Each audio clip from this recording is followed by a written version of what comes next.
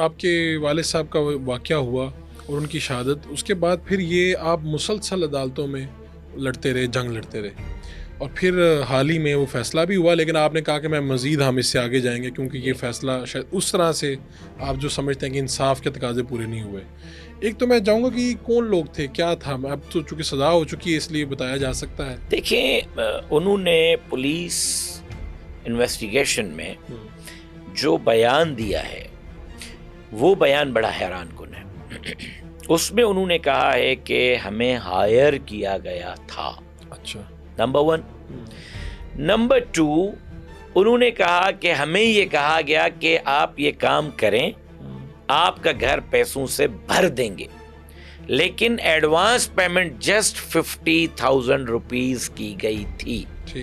اب senate of Pakistan کا ممبر 2013 میں 12 میں دنیا کے 500 بااثر مسلم لیڈرز کی لسٹ میں شامل، عالم، ڈاکٹر، لوگوں کے دلوں پہ راج کرنے والا، پاکستان کا وہ لیڈر جو بے نظیر بھٹو کے خلاف 4 الیکشن لڑ رہا ہے، اس شخص کو 50,000 روپے پر قتل کر دیا جاتا ہے۔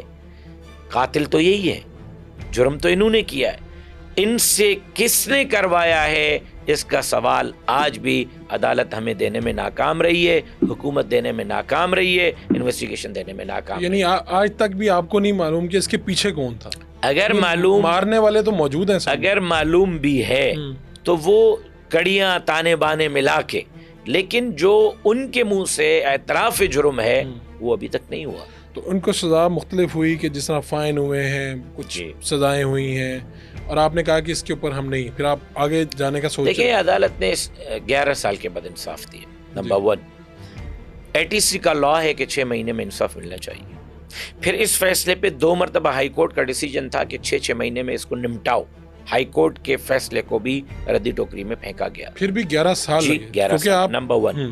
نمبر 2، ہم نے کہا کہ بھائی جب جج صاحب نے یوں انگلی کا اشارہ کر کے، یوں کر کے کہا کہ آپ 6 پر ڈاکٹر خالد محمود سومرو کا قتل ثابت ہوتا ہے، آپ مجرم ثابت ہو رہے ہیں، جب جج انگلی اٹھا کے قاتلوں کو کہے کہ آپ قاتل ہیں، اس کے بعد قتل کے بدلے تو قتل، قصاص کے بدلے تو قصاص، پھر عدالت ان کو پھانسی کیوں نہیں دے رہی؟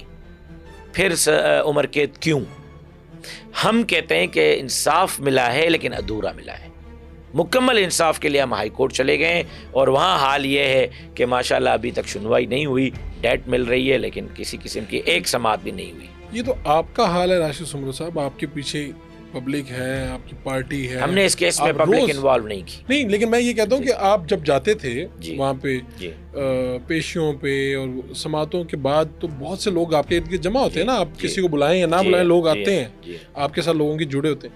تو اگر آپ کو انصاف لینے میں 11 سال لگے اور پھر بھی آپ کہہ رہے ہیں، میں سوچتا تھا کہ لوگ بندوق کیوں اٹھاتے ہیں، قتل کیوں ہو جاتا ہے، لوگ کیوں لڑتے ہیں، سمجھ نہیں آتی تھی کہ بھائی عدالتیں ہیں، کورٹ ہیں، اربوں خربوں روپے کی بجٹ ہے جو کورٹوں پر استعمال ہو رہی ہے، لاکھوں کے قریب جج، وکلاء، ملازم، یہ وہ ملا کے پورا ایک نظام ہے، پھر بھی لوگ اب بندوق خود اٹھا لیتے ہیں، پھر بھی لوگ خود جو ہے وہ ایک دوسرے کا جو ہے وہ انصاف کر رہے ہوتے ہیں، جرگے ہو رہے ہوتے ہیں، روزانہ میرے پاس 10 جرگے ہو رہے ہوتے ہیں۔ کیوں؟